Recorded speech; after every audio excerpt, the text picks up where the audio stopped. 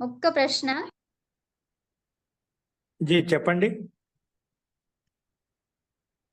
ఇక్కడ కేశేషు, కేశేషు ఉంది గదా! అది సప్తమిలో వచ్చింది. మిగతావి హ్మ్. దండైః, దండైః తర్వాత బాహుభిః, బాహుభిః అట్లా వచ్చినాయి గదా! తృతీయలో. హ్మ్. సో, హ్మ్. ఎందుకలా అని. ఇక్కడ కేశైః, కేశైః అనొచ్చా? లేపోతే కేశేషునే అనాలా? ఎలా? ఎందుకు? అని డౌట్స్. కేశేషు కేశేషు హ్మ్. గృహీత్వా హ్మ్. ఇదం యుద్ధం ప్రవృత్తం. అంటే కేశాల యందు ప్రహారం చేస్తూ ఒకరికి మీద ఒకరు ప్రహారం చేస్తున్నారన్నమాట. హ్మ్. కేశం యందు ఒకరు ఒకరు ప్రహారం చేస్తూ కొట్టుకుంటున్న కర్మ వ్యత్యాసం జరుగుతుందన్నమాట. అందుకే హ్మ్. సప్తమి వ్యక్తి అక్కడ పెట్టేసామంట. అంటే వక్త యొక్క వివక్షను బట్టి అది మారిపోతుంది. ఇప్పుడు హుహు. కేశాలు ఒకరి కేశాలు యందు ఒకరి కేసులే పట్టుకున్నప్పుడు అక్కడ ఒకరి మీద ఒకరు ఆక్రమణ చేస్తున్నారు కదా! కర్మ వ్యతిహారం హ్మ్. జరుగుతుంది. సప్తమి వ్యక్తి పెట్టాం. ఇక ఆహ్, దండములు అన్నప్పుడు ఏంటి దూరంగా ఉంటాయన్నమాట. వాళ్ళు కర్ర వీళ్ళు కర్ర పట్టుకొని దూరంగా ఆ కర్ర సహాయంతో కొట్టుకుంటున్నారన్నమాట. ఆ! కరెక్ట్. యాహ్! యాహ్! హ్మ్. ఓకేనా? హ్మ్. సో, మరి బాహుబి, బాహుబి అంటే దగ్గరొచ్చేసింది గదా మరి. ఆ బాహులు గూడా దూరంగా వచ్చి కొట్టుకుంటారంటే వాళ్ళు దూరంగా వెళ్లి బాహులతో కొట్టుకుంటారన్నమాట. కుస్తీ హ్మ్. యుద్ధం చేస్తారు చూసారా? అవునవునవును. కరెక్ట్. యాహ్! హ్మ్.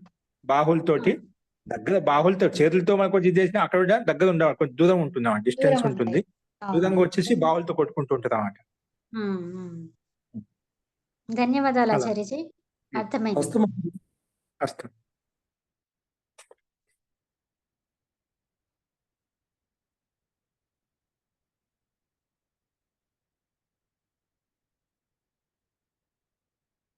अथ मन्त्रपाठः।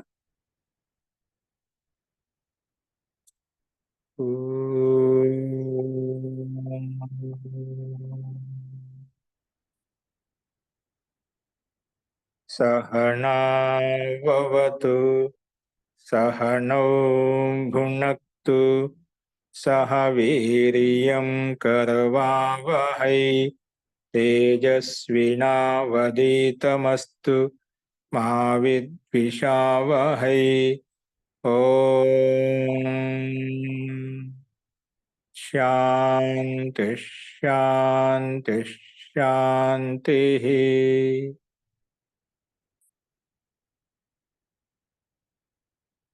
సర్వేభ్యో నమః.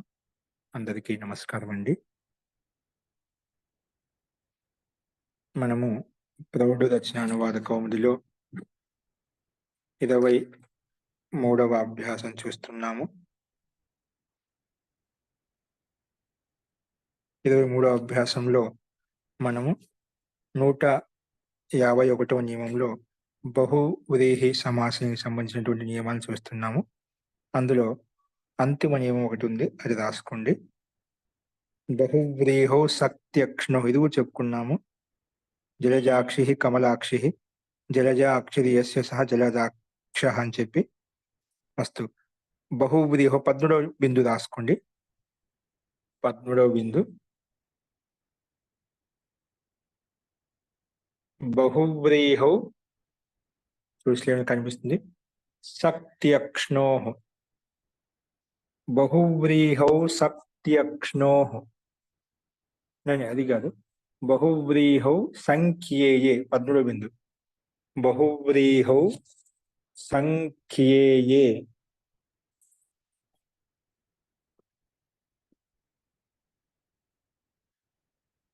బహువ్రీహౌ సంఖ్యేయే.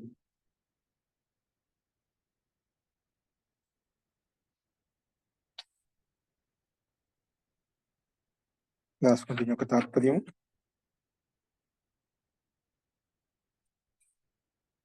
బహువ్రీహౌ సంఖ్యేయే డజ బహుగణాత్ ఇది సూత్రం అన్నమాట మనకు. ఓకే అండి, రాసుకోండి. ఏమంటుందంటే సూత్రము త్రీ శబ్దంకు త్రీ శబ్దం త్రా వస్తుంది. త్రీ శబ్దమునకు త్రా త్రీ శబ్దమునకు త్రీ శబ్దం ఉత్తర పదంలో ఉంటుందండి. త్రీ శబ్దమునకు త్రా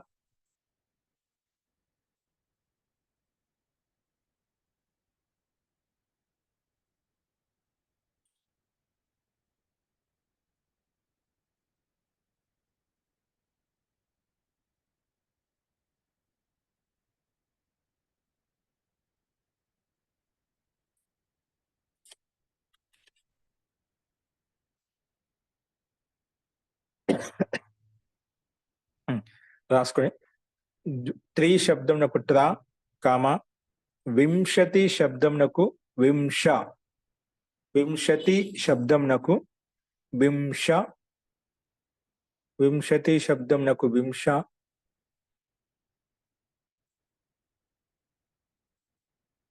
కామ దశం శబ్దంనకు దశ దశం శబ్దంనకు దశ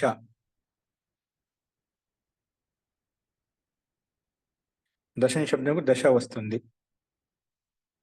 ఈ బహుది సమాసంలో ఈ సంఖ్యావాచి శబ్దాల స్థానంలో త్రీకి ట్రా, వింశతి శబ్దానికి వింశ, దశం శబ్దానికి దశ వస్తుంది అన్నమాట.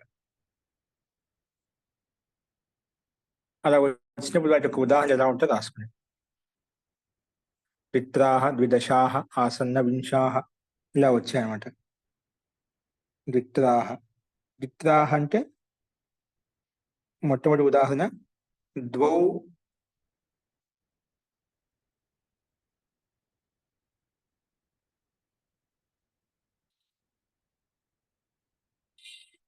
ద్వౌ త్రయోవా. ద్విత్రాహ అంటే తాత్పర్యం ఏంటి? రెండు లేదా మూడే అర్థం అండి. ద్విత్రా అనే శబ్దంతోనే రెండులో మూడే అండి, రెండు లేదా మూడే అనే అర్థం వస్తుంది. అందుకే రాసుకుంటే ద్వౌ వా త్రయోవా, ద్వౌ వా త్రయోవా ఇది ద్విత్రాహ. రెండు లేదా మూడు, ఏంటివా వస్తువుల పదార్థాల ఏదైనా తీసుకోవచ్చు, పుస్తకాల, అది మన ఇష్టం. ద్వౌ వా త్రయోవా ఇది ద్విత్రాహ. రెండు కావచ్చు మూడు కావచ్చు, వాటిని ద్విత్రాహ అంటాం. ఒక రెండు మూడు ఇవ్వండి, ఒక రెండు మూడు ఇవ్వండి, మూడు నాలుగు ఇవ్వండి అంటుంటాం అనమాట. నిశ్చయంగా చెప్పాం రెండు మూడు అంటాం అనుమానంగా. అందుకే ద్వౌ వా త్రయోవా ఇది ద్విత్రాహ. అంటే ద్వౌకు ద్వి వచ్చింది,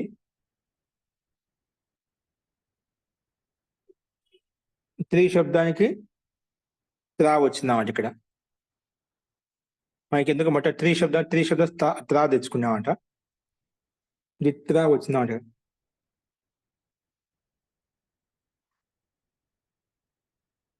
అస్తు ద్వౌ వా త్రయో వా ఇది ద్విత్రాహ. ద్వౌ స్థానంలో ద్వి వచ్చింది, త్రీ స్థానంలో త్రా వచ్చింది, అందుకే ద్విత్రా అయిపోయింది. తర్వాత బహువచనంలో జస్ట్ తెచ్చుకొని ద్విత్రాహ అలా వస్తుంది. రెండు లేదా మూడు అని వస్తువులు పదార్థాలు రాసుకో, రెండు మూడు లేదా వస్తువులను రాసుకోండి. నెక్స్ట్ రెండో ఉదాహరణ ఏంటి? ద్విదశాహ. ద్విదశాహ అంటే 12 దుగునే, అంటే 20 30 అన్నిటిగా. ఒక 10 20 ఇవ్వండి, 10 20 అంటగా అలాంటి అర్థంలో ద్విదశాహ అంటే రెండు పదులు, అంటే 10 20 అన్నిటిగా. ద్విహి ఆవృత్తాహ దశ ద్విదశ. ద్విహి అంటే రెండు శబ్దం ఆవృత్తం చేసామంట. ద్విదశాహ ఆవృత్తాహ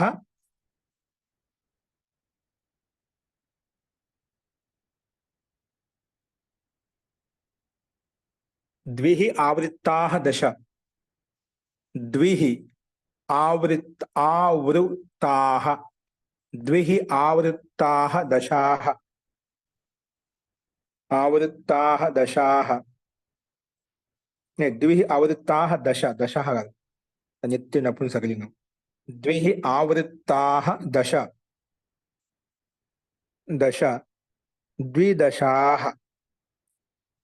ద్విదశాహ అలా వస్తుందన్నమాట. ద్విదశాహ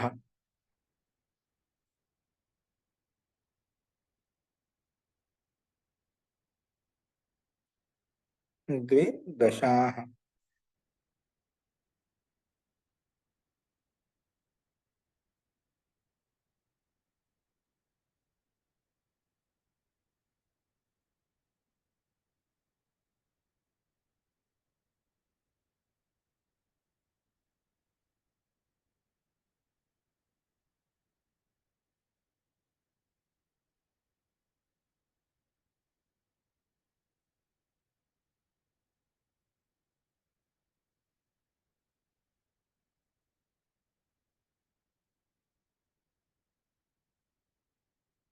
రాసుకోండి. అయిపోయింది కదా. మూడోది ఆసన్న వింశాః. ఆసన్న వింశాః.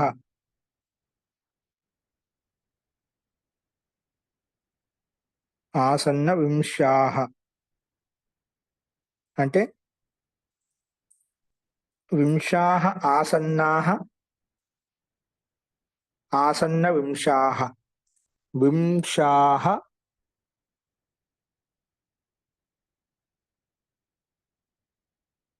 వింశః అటు రాసుకోండి. వింశః ఆసన్నః. అది అకారం వస్తుంది. వింశస్థానం వింశ వస్తుంది. వింశః ఆసన్నాః. ఆసన్న వింశాః. వింశః ఆసన్నః ఇతి ఆసన్న వింశాః. వింశః ఆసన్నః ఇతి ఆసన్న వింశాః.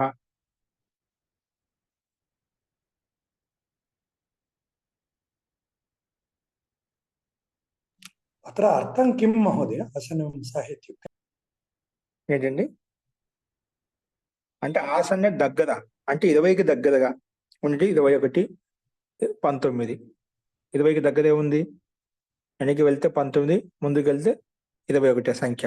ఆసన్న వింశ 20కి దగ్గరగా ఉన్నటువంటి సంఖ్య. దాంట్లో అర్థం ఏం తీసుకు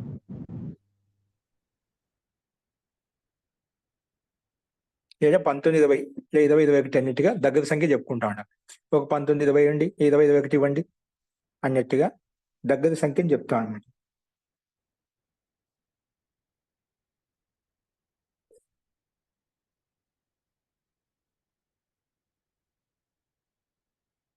ఇక 19కి 21కి దగ్గరగా. ఇప్పుడు ఆసన్నः అంటే దగ్గర అని తీసుకోవాలా మహోదయ ఇక్కడ? దగ్గర అని అర్థం వస్తుంది. అస్తు మహోదయ.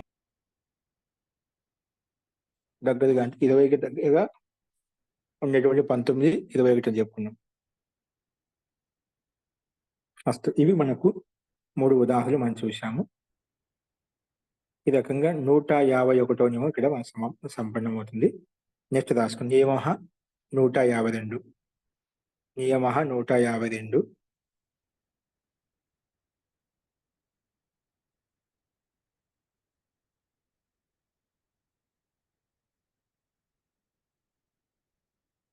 నియమ 152 రాసుకోండి.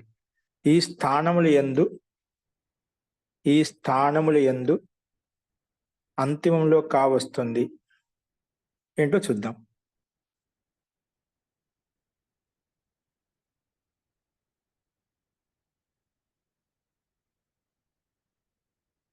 ఈ స్థానముల యందు అంతిమంలో క వస్తుంది. ఈ స్థానముల యందు అంతిమంలో క వస్తుంది. ఏంటి ఆ స్థానాలు రాసుకోండి. ఒకటో పాయింట్ దీంట్లో ఆ స్థానాలు ఏంటివో రాసుకోండి. ఒకటో పాయింట్ చుట్టూ రాసుకోండి. ఉరహ ప్రభృతిభ్యః కప్. ఉరహ ప్రభృతిభ్యః కప్. ఉరహ ప్రభృతిభ్యః కప్. ఉరహ ప్రభృతిభ్యః కప్. ఉరహ ప్రభృతిభ్యః కప్.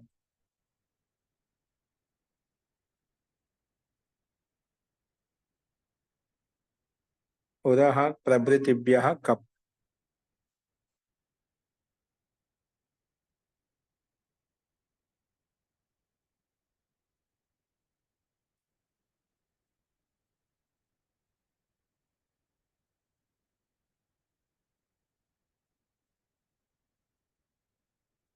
ఓకే, రాసుకుంది యొక్క తాత్పర్యం.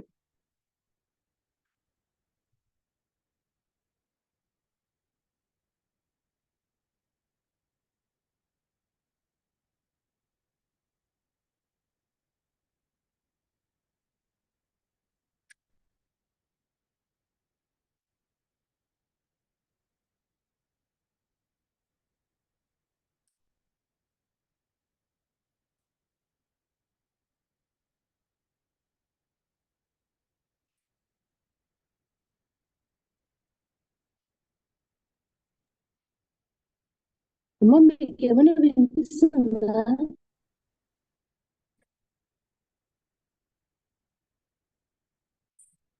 చూపించట్లేదు. ఓకే అమ్మా, నా నెట్ పోయిందేమో అనుకున్నాను. Thank you.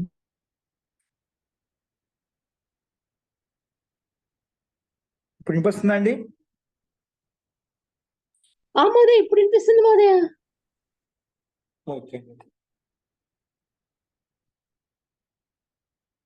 రాసుకోండి. బహుళీ సమాసంలో దీని యొక్క తాత్పర్యం రాసుకోండి. బహుళీ సమాసంలో ఉరస్కామ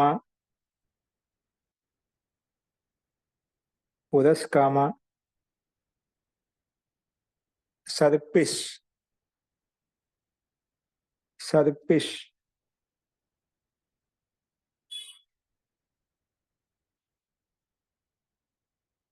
ఉరస్కామ సర్పిస్ మొదలగు శబ్దాలు ఉత్తర పదంలో ఉంటే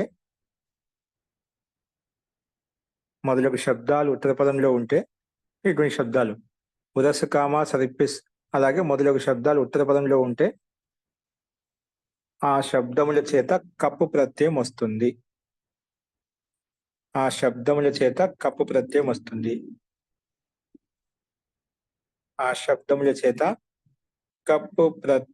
వస్తుంది. మహోదయ ఇంకొకసారి చెప్పరా? బహువ్రీహి సమాసం బహుళీ సమాసంలో ఉరస్కామ సర్పిస్ మొదలగు శబ్దములు ఉత్తర పదంలో ఉంటే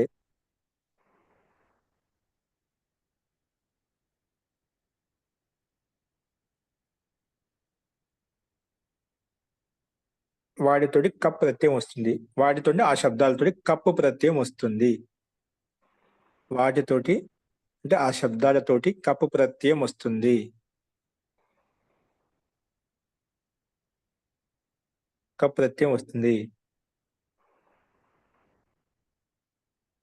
ఈ కప్పు ప్రత్యయానికి అనుబంధ లోపం చేస్తే కా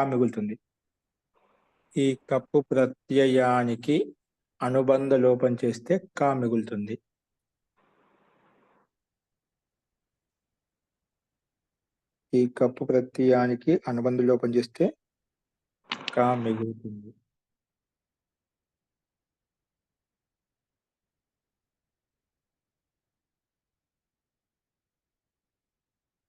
రాసుకోండి. దీని యొక్క ఉదాహరణ రాసుకోండి. వ్యూఢో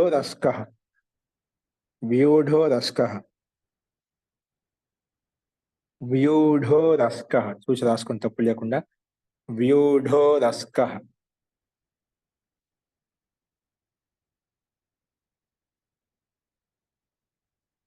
వ్యూఢం ఉరః యస్య సః. వ్యూఢం ఉరః చీన ఛాతి గుండె. వ్యూఢం ఉరః యస్య గట్టిగా కఠోరంగా వ్యూఢంగా గఠీలంగా ఉంది ఎవరి యొక్క ఛాతి గుండె అయితే అటువంటి పురుషుడిని వ్యూఢో రస్కః అంటాం. వ్యూఢం ఉరః యస్య సః వ్యూఢో రస్కః పురుషః.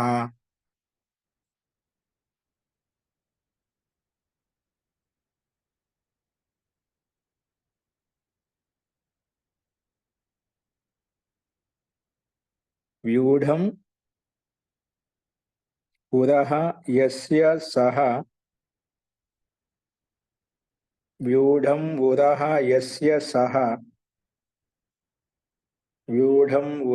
యస్య సః వ్యూఢో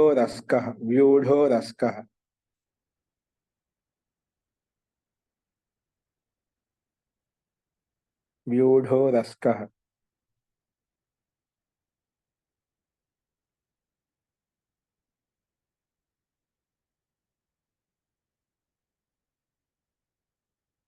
కఠోరమైనటువంటి ఛాతి కలిగిన వాడు, కఠోరమైన ఛాతి కలిగిన పురుషుడు, లేదంటే కఠోరమైన ఛాతి కలిగిన పురుషుడు. మస్తు రెండో రాసుకుని ప్రియ సర్పిష్కః.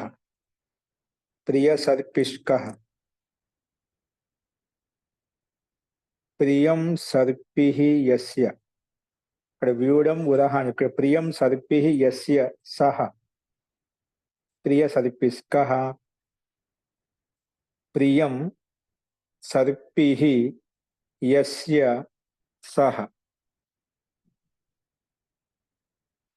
సహ అంటే సహ తౌ తేజ ఉండే సహ, సహ పెట్టొద్దు. సహ పురుష. ప్రియం సర్పిః, సర్పి అంటే నెయ్యి అండి. సర్పి అంటే ప్రియంగా ఉంది నెయ్యి ఎవరికైతే, అంటే ఏ పురుషుడికైతే ఏ స్త్రీకైతే. కొందరికి నెయ్యి అంటే చాలా ప్రియంగా ఉంటుంది, ఓకేనా. కొందరికి తేనె అంటే చాలా ప్రియంగా ఉంటుంది, అట్లా ఏదైనా కావచ్చు. ప్రియం సర్పిః యస్య సహ, ఎవరికైతే నెయ్యి ప్రియంగా ఉందో అతని ప్రియ సర్పిస్కః అంటాం. నెయ్యి ప్రేమ కలిగిన వాడు దేవదత్తుడు, యజ్ఞదత్తుడు.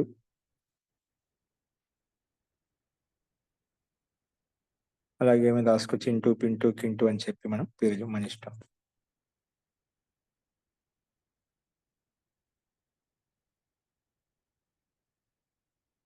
ఓకే, ఈ రకంగా 2 ఉదాహరణలు మనం చూసాం. నెక్స్ట్ 2వ పాయింట్ రాసుకోండి. ఇనః స్త్రియాం, ఇనః స్త్రియాం, ఇనః స్త్రియాం,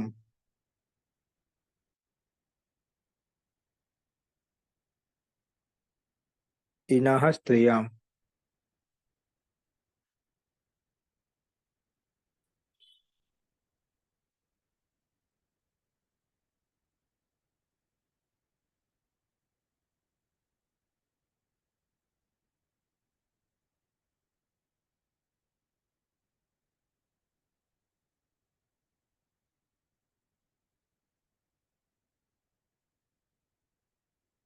రాసుకోండి.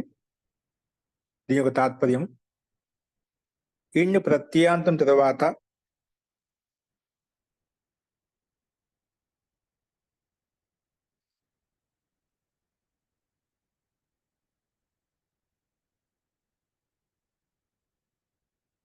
ఇన్ ప్రత్యాంత తర్వాత, ఇన్ ప్రత్యయాంతం తరువాత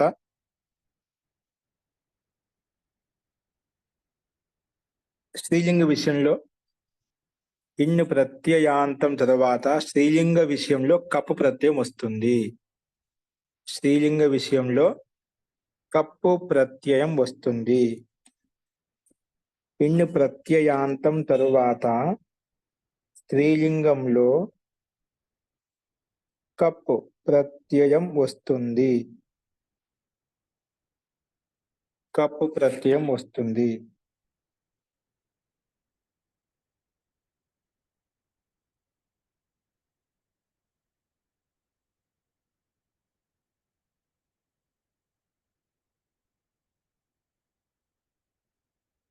రాసుకుంది. బహుదండిక, ఉదాహరణ ఇంటికి ఇచ్చారు. బహుదండిక నగరి, బహుదండిక నగరి అంటే బహవః దండినః యస్యాః స, బహు దండికా నగరి అవుతుందన్నమాట. యస్యాః సా. నేను రాసుకున్న ఉదాహరణకు బహుదండిక విగ్రహవాక్యం ఏంటి, మనకు ఇన్ ప్రత్యాంత తర్వాత స్త్రీలింగ విషయంలో కప్పు ప్రత్యయం వస్తుంది. ఇది దీని యొక్క అర్థం చెప్పుకున్నామట. అంటే ఏ శబ్దానికైతే అంతం ఇన్ ప్రత్యయం ఉంటుందో అటువంటి శబ్దంతో మనం కప్పు ప్రత్యయం తెచ్చుకుంటాం. కప్పు కనుమల లోపల కా మిగులుతుంది, అప్పుడు మనకు బహుదండిక అనే రూపం తయారవుతుంది, ఓకేనా. బహుదండికాలో ఈ కనిపిస్తుంది అన్నమాట. కప్పు వచ్చింది కాబట్టి బహుదండిక అయిపోయింది. అస్తు, బహుదండికా నగరి, ఇది మనకు సమస్త పదం. దీనికి విగ్రహవాక్యం వచ్చేసి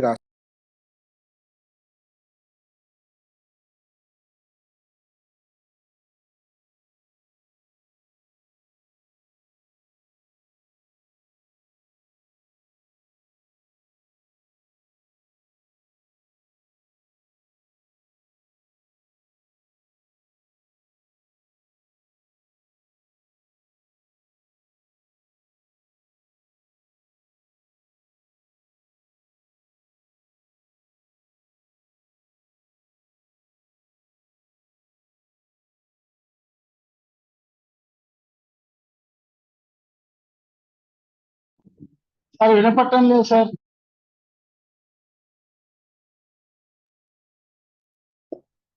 సార్ మ్యూట్ లో ఉన్నారు గురువు గారు.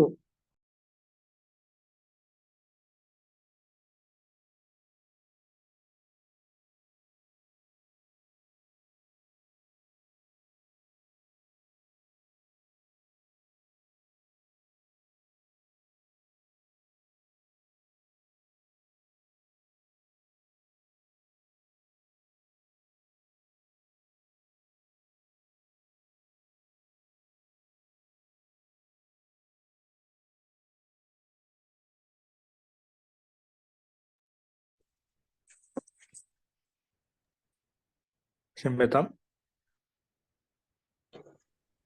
ఏం రాసుకున్నారు ఉగ్రవాక్యము? బహవః దండినః యస్యాః సా బహుదండికా యస్యాం నగర్యాం యస్యాం సా సప్తమి భక్తి రాసుకోండి. యస్యాం సా మహోదయ మళ్ళీ ఒకసారి చెప్తారా మహోదయ? బహవః దండినః యస్యాం సా అంటే అలాంటి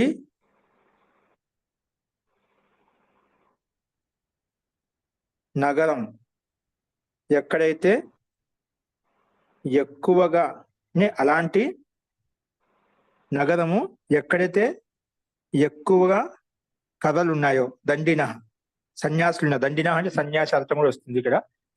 దండికా అంటున్నాం అంటే ఎక్కడైతే ఎక్కువగా ధన్య సన్యాసులు ఉన్నారో ఆ నగరిని బహుదండికా నగరి అంటామంట. మహోదయ సన్యాసినులు అని రాసుకోవాలి మహోదయ.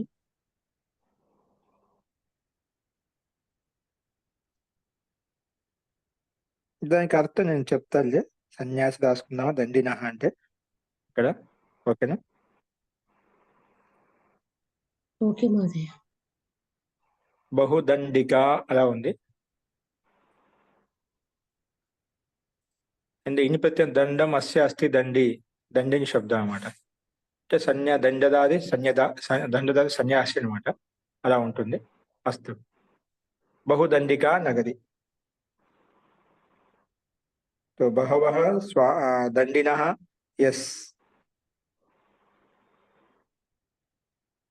యస్యాం సా బహుదండికా నగరి. నగరి బహుదండిక సా నగరి. సా వస్తుంది. మీకు ముందు ఏం చెప్పాను?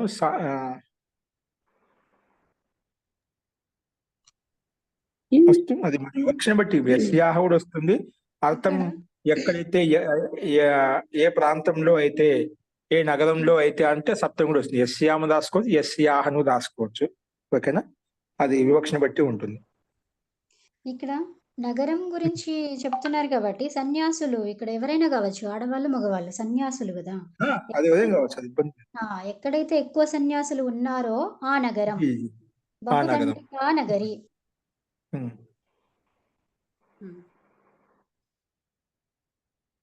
ఇప్పుడు దండిన అని చెప్పాక దండిన శబ్దానికి అర్థం ఇంకొక అర్థం వస్తుంది. అది సన్యాసి అర్థం తీసుకోవచ్చా, ఇంకొక అర్థం తీసుకోవచ్చా? దండధారి సన్యాసి సామాన్యంగా అయితే ఇది స్థూలార్థం అయితే మనకి ఈరోజు తెలుసుకుందాం. ఇదే రాసుకుని ప్రస్తుతానికి. ఎక్కువగా సన్యాసులు ఉంటే నగరము, నగర విశేషం. బహుదండిన నగరి. ఆ నగరం అటువంటి నగరం ఎక్కువ సన్యాసులు ఉండే నగరము. అస్తు. నెక్స్ట్ చూడండి. ఇక్కడ యస్యాహన్య యస్యామన్య మన వివక్ష బట్టి ఏ నగరంలో అయితే ఏ నగరానికి అయితే ఎక్కువగా సన్యాసులు వస్తున్నారో అటువంటి నగరాన్ని బహుదండికా నగరి అంటారు. ఆ నగరంలో ఉన్న సన్యాసులు బహుదండికా నగరియాం, ఆ నగర విశేషాన్ని తీసుకొని ప్రస్తావించుకుంటాను అనమాట. అస్తు. ఇక్కడ దండిన అంటే ప్రథమ మహోదయ, ప్రథమ విభక్తి. బహువచనం అండి. దండి దండినో దండిన బహువచనం. నెక్స్ట్ రాసుకోండి. 3వ బిందువు. నద్రితశ్చ నద్రితశ్చ నద్రుతశ్చ నద్రుతశ్చ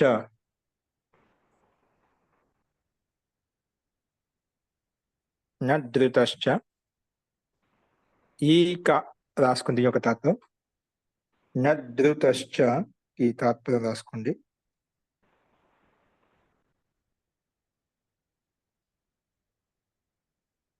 ఈ కామ ఊ కామ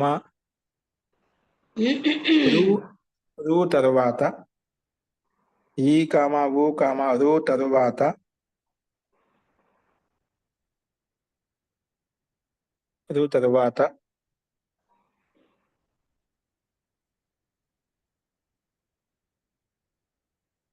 ఏం చెప్పాము?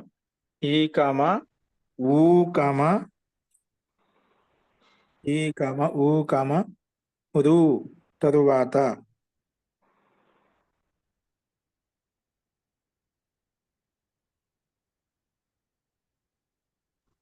కప్పు కప్పు వస్తుంది కదా తర్వాత ఇకారము ఉకారము రుకారం తర్వాత స్త్రీలింగ విషయంలో స్త్రీలింగ విషయంలో అవసరం లేదు. ఇకారము ఉకారము రుకారం తర్వాత కప్ ప్రత్యయం వస్తుంది. అది రాసుకుంది. ఇకారము ఉకారము రుకారం తర్వాత కప్పు ప్రత్యయం వస్తుంది.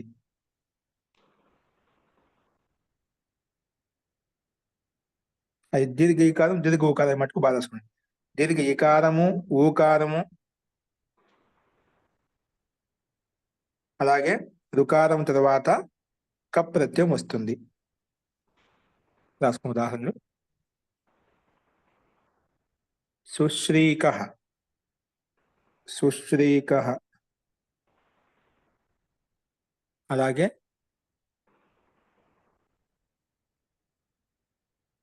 సువధూకః సుమాతృకః సుశ్రీకః సువధూకః సుమాతృకః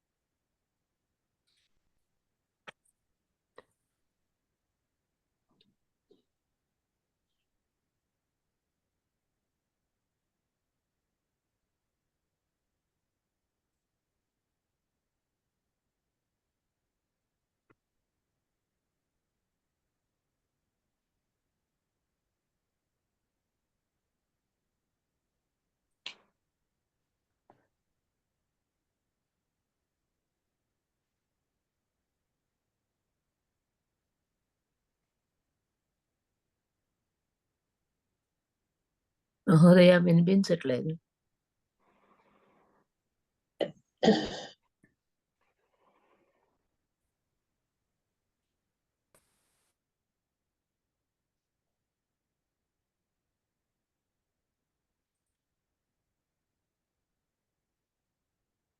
అవునండి, వినిపించట్లేదండి.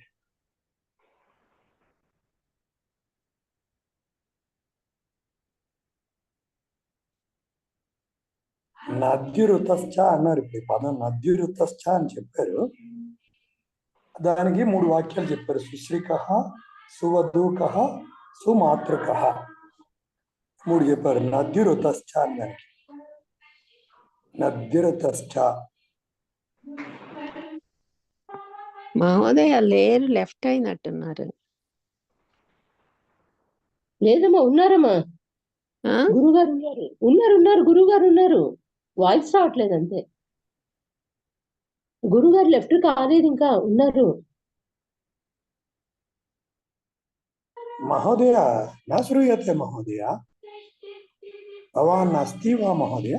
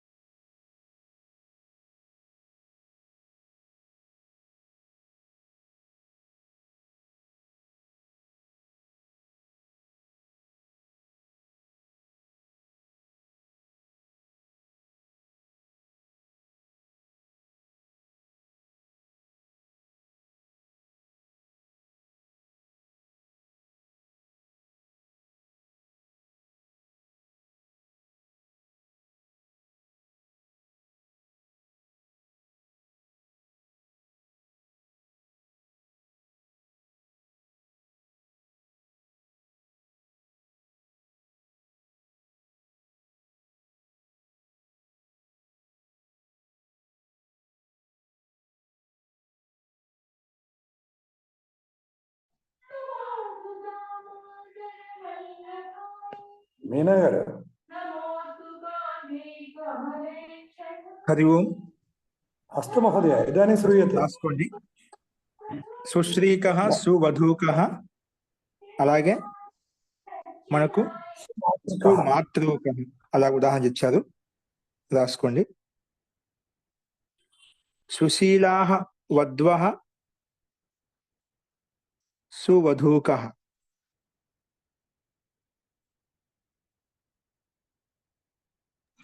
సుష్టు వధ్వః సువధూకః రాసుకోండి, సుశీలా కాకుండా. సుశ్రీకః అంటే ఏంటి మహా? చెప్తా, అది కూడా చెప్తాను.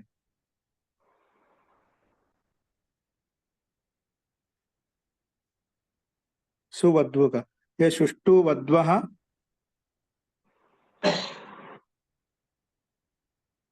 సుష్టు వధ్వః యస్మిన్ సహ సువధూకః. రెండోది ఇది. సుష్టు వధ్వః యస్మిన్ సహ సువధూకః. వధూక సుష్టు పరివారం, మంచి పరివారము అని అర్థం తీసుకుంటాం. అంటే మంచి వాళ్ళు ఏ పరివారంతో ఉన్నారో అటువంటి సుష్టు వధూకః అంటాం. సుశ్రీకః, సుష్టు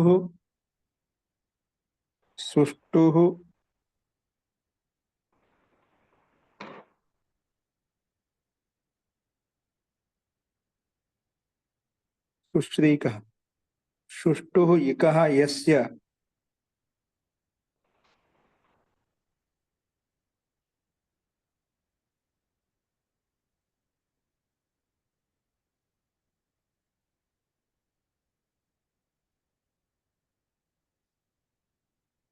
శ్రేయస్సు ఆచార్యజీ, శ్రేయస్సు ఉండొచ్చు, లక్ష్మి అర్థం ఉంటుందా లేదంటే శ్రేయస్సు అంటే శ్రేయస్సులో లక్ష్మి అర్థం కూడా దాగి ఉంది.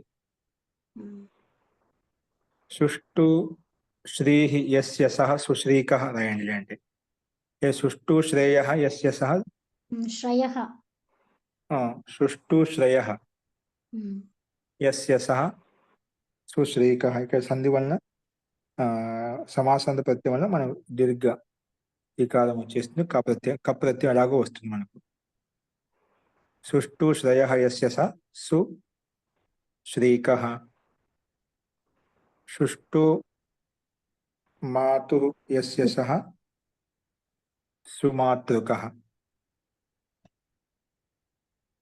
సుష్టు మాతుః యస్య సహ సుమాతృకః. ఇది వధువుది ఒకసారి చెప్పారా? సుష్ఠువధ్వః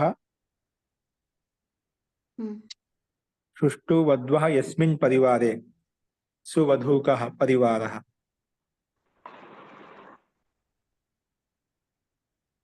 ఓకేనా? సుష్టు వధ్వః యస్మిన్ పరివారే. యస్మిన్ సహ చెప్పారు కదండి. సుష్టు Hmm, వధ్వః యస్మిన్ యస్మిన్ సువధూకః. సువధూకః పరివారః సహ పరివారః. ఇది సుశ్రీకః సుష్టుః అండి సుష్టువునా? సుష్ఠు బాలక అంట కదా. సుష్టు శ్రేయః. శ్రేయః.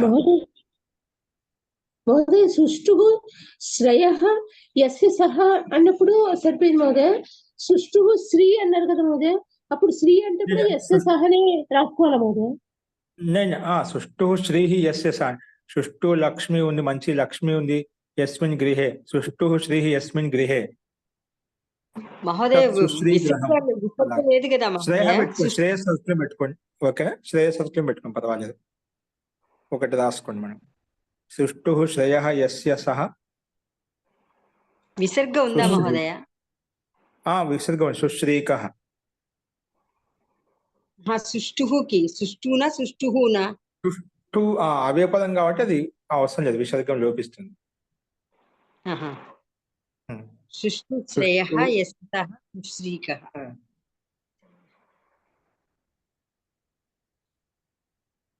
మహోదయ మూడో చెప్పండి. సుష్టు మాతృః. సుష్టు మాతుః యస్య సహ సుమాతృకః.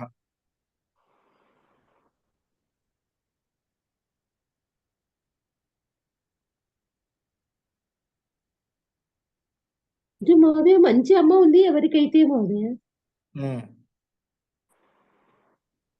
ఇక్కడ మాతృ కాకుండా మాత పెట్టుకోండి, క్షమ్యత. సుష్టు మాత సుష్టు మాతరః యస్య ఏషాం సంతి యస్య యయోః ఏషాం సుమాతరః పుత్రాః.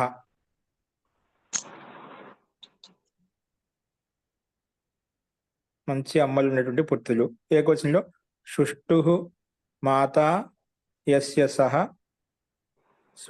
సుమాతృకః పుత్రః సుమాతృకః పుత్రి ఏదైనా పెట్టుకోవచ్చు. అస్తు. ఇవి మనం ఈ ఉదాహరణ చూసినాము. నెక్స్ట్ చూడండి, అంతిమ బిందు. శేషాద్ విభాష. శేషాద్ విభాష. శేషాద్ విభాష.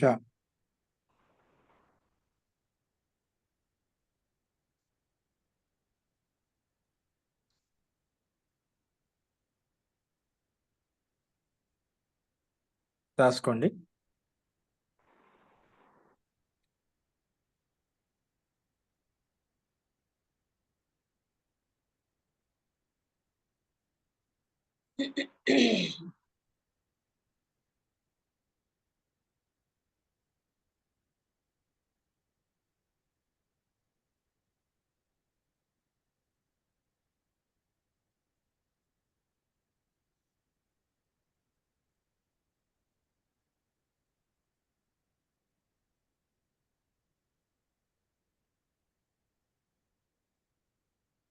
బహువ్రీహి సమాసంలో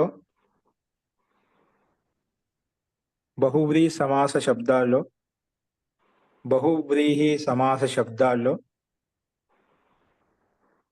బహువ్రీహి సమాసం కలిగిన శబ్దాలలో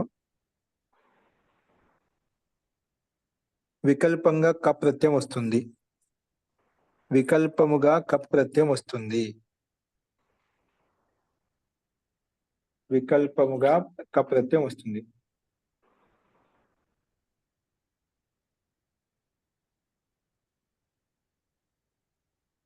వికల్పముగా కప్ ప్రత్యయం వస్తుంది.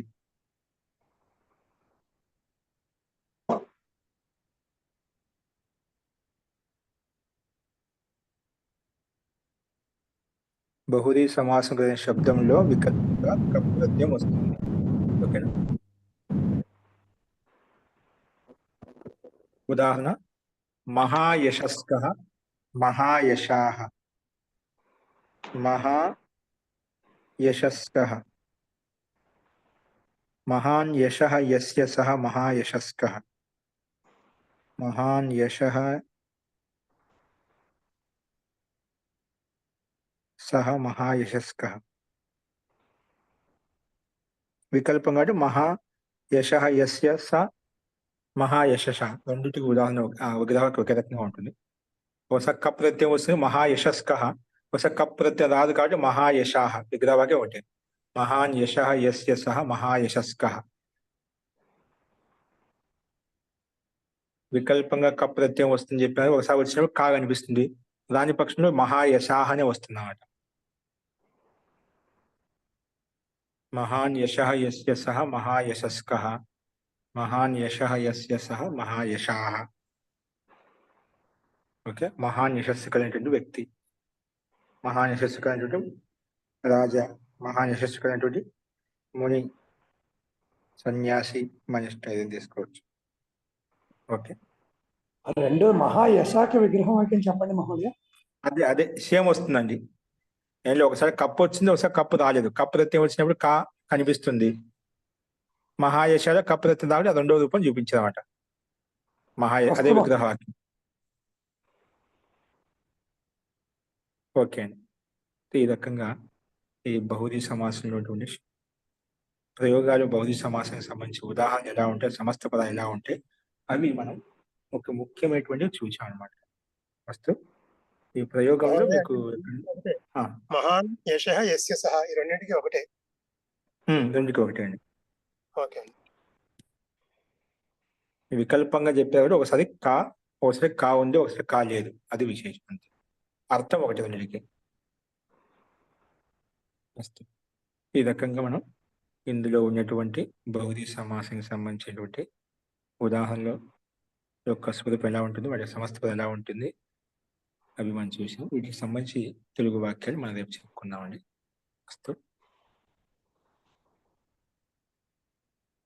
నేను సందేహాలు అంటే తర్వాత చూద్దాం. శాంతి పాఠ.